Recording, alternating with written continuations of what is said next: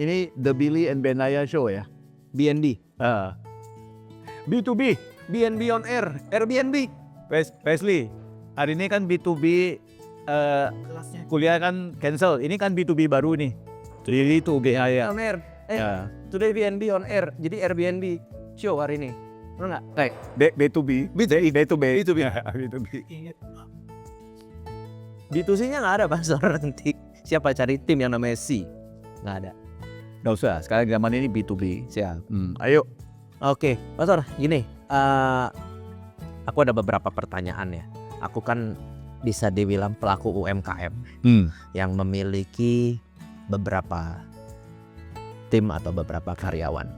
Nah, sedangkan banyak sekali masukan dari tim yang pertama, lalu tim yang kedua, tim yang ketiga tentang si A, si B, si C. Nah, bagaimana caraku pelaku UMKM tapi tanda kutip ya anak Tuhan menggunakan intuisi untuk oh ya mana sih ini keputusan yang benar gitu loh. Mana sih laporan yang benar yang mana? Terus aku tuh harus keputusan apa yang harus aku ambil gitu loh. Jadi saya klarifikasi. Pertanyaan ini adalah tentang mengambil keputusan. Cara mengambil keputusan dengan menggunakan intuisi. Betul.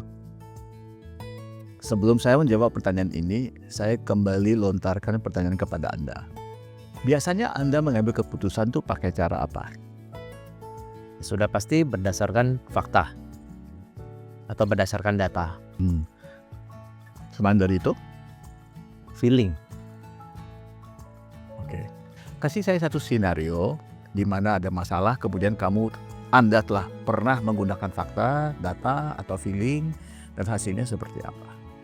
Atau saya yang kasih contoh, kamu bisa bilang setuju nggak? Nah, misalnya sekarang kita harus kasih quotation kepada klien. Ya. Itu nggak bisa pakai intuisi kan? Betul. Itu benar-benar harus pakai fakta, harus pakai data. Betul? Betul.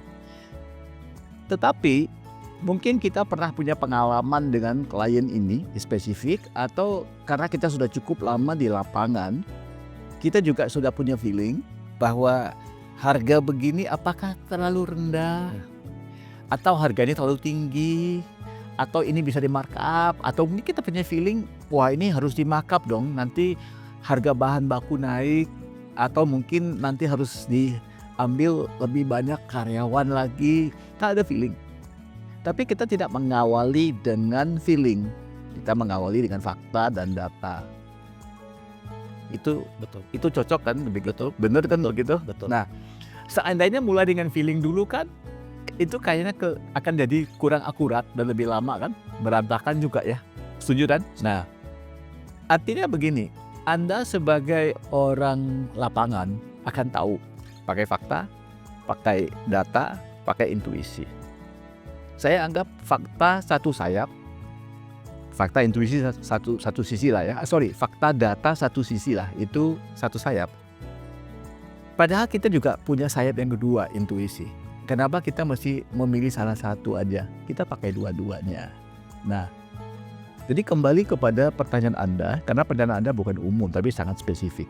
Nah, jadi supaya saya klarifikasi, Anda di lapangan punya satu proyek. Ya. Yang proyek itu tidak dikerjakan oleh satu tim saja. Betul. Ada beberapa tim. Betul. Dan mereka harus bekerja sama. Betul. Nah, ini misalnya seperti membangun satu jembatan dari dua arah. Nanti mudah-mudahan kita berharap bisa ketemu di tengah. Apabila tidak ketemu di tengah, kan akan saling menyalahi. Mungkin begitu ya, menyalahkan lah ya. Sorry. Jadi mungkin ada beberapa saran yang saya bisa kasih tahu, tapi sebelum itu prinsipnya seperti ini. Tetap mesti gunakan dua sayap. Tetap mesti gunakan dua sayap. Fakta satu sisi, satu lagi intuisi. Nah, dalam hal begini, saya akan observasi dulu. Saya akan lakukan pengamatan. Saya akan turun ke lapangan lebih sering untuk melihat. Ini buat saya itu adalah seperti yang dilakukan oleh Nehemia waktu dia pergi ke Yerusalem untuk membangun kembali reruntuhan tembok Yerusalem. di pasal 3 kalau saya nggak salah, waktu dia sampai di situ, dia menghabiskan 3 hari, 3 malam hanya untuk observasi dulu, melihat kondisi apa ada di sini. Dia mesti melihat dengan mata sendiri. Karena yang terjadi sekarang, kamu dengar cerita dari A, B, C. Mereka sedang mau untuk Anda melihat lewat point of view-nya mereka, POV-nya mereka. Kesalahan pemimpin mengambil keputusan itu selalu mengambil keputusan melewati POV orang lain. Turun dulu ke lapangan, lihat lagi, kumpulin data sendiri. Intuisimu akan lebih tajam lagi. Satu. Jadi jangan terburu-buru ambil keputusan. Turun ke lapangan. Ini terjadi karena Anda tidak ada di lapangan. Kalau Anda sering ada di lapangan, gak ada orang yang berani melaporkan apa-apa karena Anda sudah tahu apa yang terjadi. Ini terjadi karena Anda tidak ada di lapangan dan itu bukan kesalahan Anda. Kan Anda punya banyak proyek, Anda tidak bisa di lapangan terus. Begitu juga seorang gembala, kalau dia punya beratus-ratus, beribu-ribu jemaat, dia nggak bisa kenal semua dengan cara yang sama pada satu waktu kan. Nah, jadi begitupun kalau ada jemaat yang datang ke saya nggak bisa terus pakai intuisi, feeling, suara Tuhan begitu kan. Walaupun ada suara Tuhan, saya tahan dulu. Sebaiknya itu kita pakai 2 sayap. Karena Tuhan kasih kita 2 sayap. Dan coba ingatin saya kalau saya lupa. Di akhir itu menceritakan tentang orang bernama Yusuf. Bagaimana dia pakai 2 sayap. Nah, jadi pertama itu turun ke lapangan, lihat dulu. Yang kedua, kan setiap tim itu kan punya leader. Ya. Ayo kita kumpulin leader doang. Jangan terlalu banyak anggota tim yang ikut. Nah, coba kita bikin mereka tuh bisa kerja sama tuh. Nah, karena mungkin semua orang mengkotakin diri mereka. Mereka rasa aman kalau mereka udah lakukan tugas mereka tanpa memikirkan bagaimana tugas mereka itu mempengaruhi tugas orang lain. Kalau dia sudah selesai, udah aman, ya udah dia nggak peduli kan. Tapi kalau dia terlambat menyelesaikan, orang lain kan nggak bisa mulai. Apabila dia mulai kan mungkin cuaca nggak bagus, ya hasilnya nggak enak. Nah itu kan bisa juga dirapatin itu. Nah mungkin dengan yang kedua itu akan membantu memperbaiki koordinasi. Oke.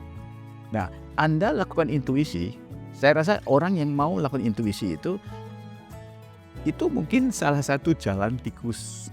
Nah, karena itu kan segera diselesaikan. Apalagi di proyek, seringkali kalau kita ambil waktu untuk mengambil keputusan, itu akan Panjang.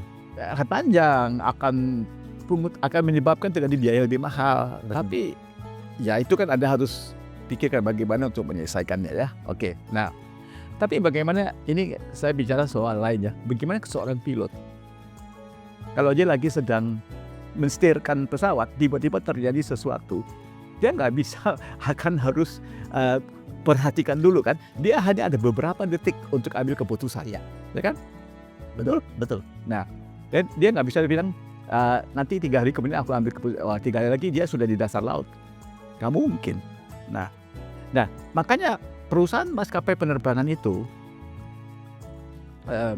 mereka tidak mengizinkan seorang pilot itu menjadi pilot dulu, dia harus co-pilot sehingga jam terbangnya sudah cukup. Nah, jadi intuisi sebenarnya adalah hasil yang berlaku kepada orang yang jam terbang sudah cukup lama. Apabila seorang sudah diangkat jadi pilot, terjadi satu situasi yang darurat, dia akan ambil keputusan ikut intuisi, tapi itu intuisi yang aman. Karena sudah diasah dan dipertajam oleh jam terbang yang cukup lama. Bagaimana? Setuju nggak itu? Setuju. Nanti oke. Contoh, Ya. Yusuf yang di Perjanjian Lama. Saya lupa ya persisnya ya, kalau saya salah sebut nggak apa-apa kan. Nah, mungkin di Kejadian pasal 4 berapa ya? Pasal 40 mungkin ya. Mungkin saya salah ya, nggak apa-apa ya. Dia berdiri di hadapan Firaun. Dan dia sudah mentafsirkan mimpi Firaun. Dan Firaun itu sangat terkesan kepada Yusuf. Yang tadinya, atau pada waktu itu masih seorang pidana ya. Firaun menawarkan kepada Yusuf, kamu jadi Perdana Menteri lah.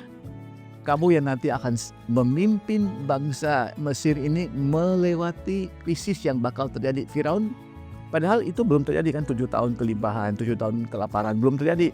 Tapi Firaun sangat yakin dengan dia. Nah, lalu dia tanya kepada Yusuf, Yusuf, apa yang harus kita lakukan sekarang? Dia bilang, di waktu kelimpahan kita harus bikin cadangan 20%.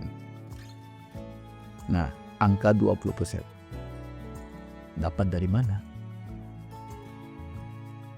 Kan jawabannya spontanitas kan itu. Dan sebelum ini dia lagi di penjara. Dia nggak pernah punya bayangan akan harus bicara tentang anggaran atau kebijakan negara kan. Betul. Jadi gimana dia bisa dapat 20?